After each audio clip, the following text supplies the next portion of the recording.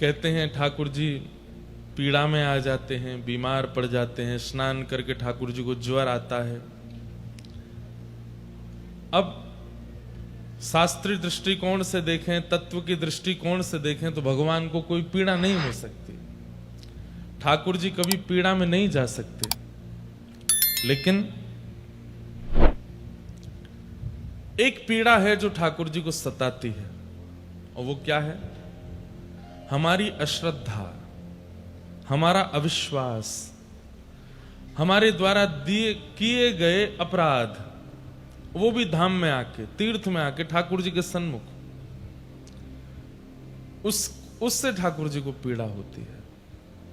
लेकिन महाप्रभु जगन्नाथ इतना प्रेम करते हैं, महाप्रभु जी को सबसे बड़ी पीड़ा क्या होती है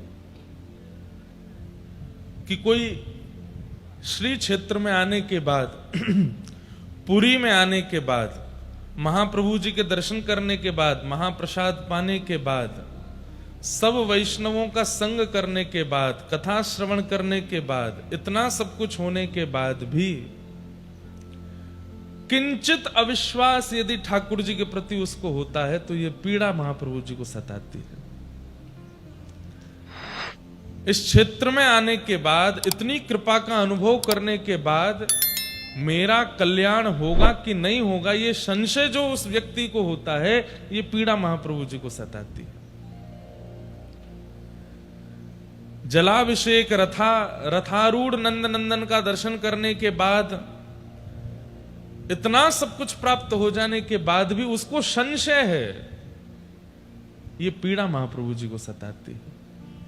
और उस पीड़ा को महाप्रभु जी अपने ऊपर लेकर के आगामी 15 दिनों के लिए शांत हो जाते हैं, मौन हो जाते हैं।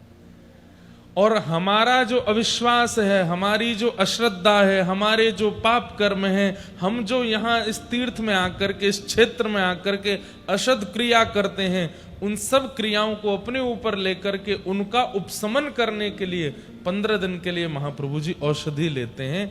वो औषधि महाप्रभु जी नहीं लेते, वो हमको देते हैं।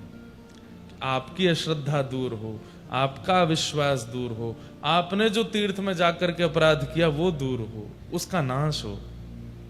इसलिए महाप्रभु जी अनवसर में चले जाते हैं। ऐसा देव कौन हो सकता है?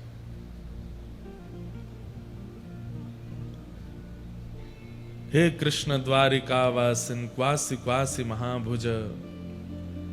ये महाभुज कुंती और द्रौपदी दोनों ने इनका नामकरण किया है। द्रौपदी कह रही है महाभुज, और नहीं, उत्तरा और द्रौपदी। उत्तरा कहती है जगतपते। आप जैसा दयालु कौन हो सकता है?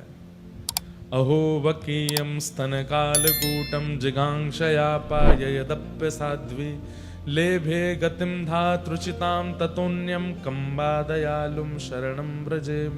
कितने दयालु दर्शन दे करके। अभी मैं आज आपको कल जो हमने अनुभव किया उसके बारे में पूरी बात, क्योंकि पहले दिन तो हमने केवल महाप्रभु जी के प्राकट्य की बात सुनी।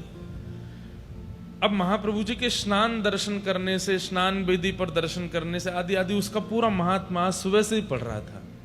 इतना अद्भुत, अभी सुनाऊंगा। लेकिन कितने दयालु, दर्शन देकर के, उत्सव करके, रथ आरूढ़ होकर के, सब क्रियाएं करके केवल हमारा पाप उपशमन ही करते हैं ठाकुर जी। उसके बाद भी हम इतने पापी हैं कि हमारे पाप रह जाते हैं, तो ठाकुर जी को वो पाप अपने ऊपर लेके पीड़ा में जाना पड़ता है। हम इतने पापी। कलयुग में व्यक्ति क्रिया के पाप कम कर रहा है, मानसिक पाप ज्यादा कर रहा है, बौद्धिक पाप ज्यादा कर रहा है, विचारों के पाप ज्यादा कर रहा है।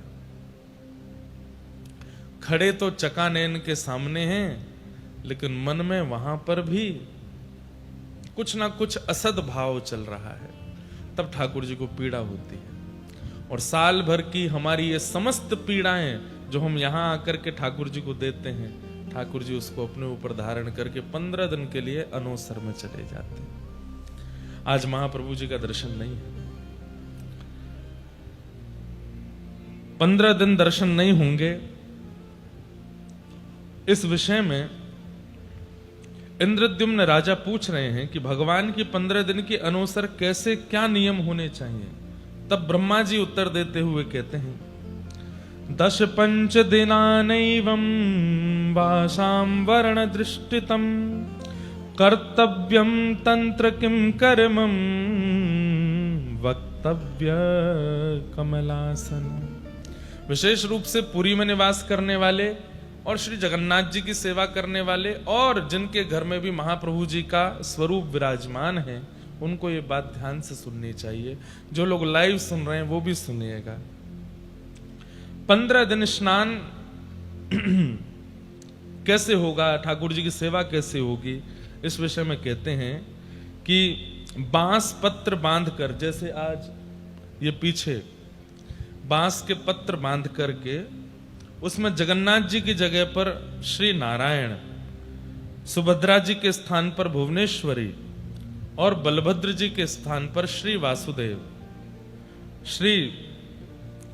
वासुदेव जी को विराजमान करना चाहिए और इनका ही अर्चन और दर्शन करना चाहिए। महाप्रभु जगन्नाथ जी यदि किसी के घर में भी विराजमान हैं, उन्हें भी प्रयास करना चाहिए, आज महाप्रभु जी का मुख ढक दीजिए, अगले 15 दिन तक दूध का भोग लगाइए, औषधि दीजिए। ठाकुर जी अन्न सेवन नहीं करेंगे और आगामी 15 दिन तक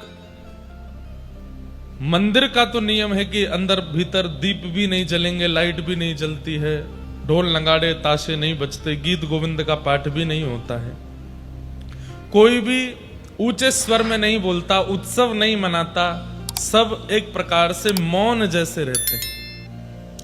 क्योंकि महाप्रभु जी जब नहीं दिख रहे हैं तो फिर हमारे जीवन का अस्तित्व क्या है, इसलिए सब मौन हो जाते हैं, इसलिए सब शांत हो जाते हैं। लेकिन गीत गोविंद का पाठ क्योंकि चारों धामों में होता है, बद्री विशाल में भी होता है, द्वारिका में भी होता है, दक्षिण में भी होता है, इसलिए गीत गोविंद का भी यहाँ पर सब आप नृत्य दर्शन कर रहे थे। तो मंदिर के बाहर अपने घरों में गीत गोविंद गा सकते हैं, लेकिन महाप्रभु जी का मंदिर में गीत गोविंद का गान नहीं होता। ऊंचे स्वर में कोई बात नहीं करता। महाप्रभु जी की सेवा करने वाले थोड़े से पीड़ा में रहते हैं। क्यों? वैसे थोड़ा क्यों कहें, ज्यादा ही पीड़ा में रहते हैं। हमारे चकानयन महाप्रभु दिख नहीं रहे हैं, हम कैसे प्रसन्न रह सकते हैं?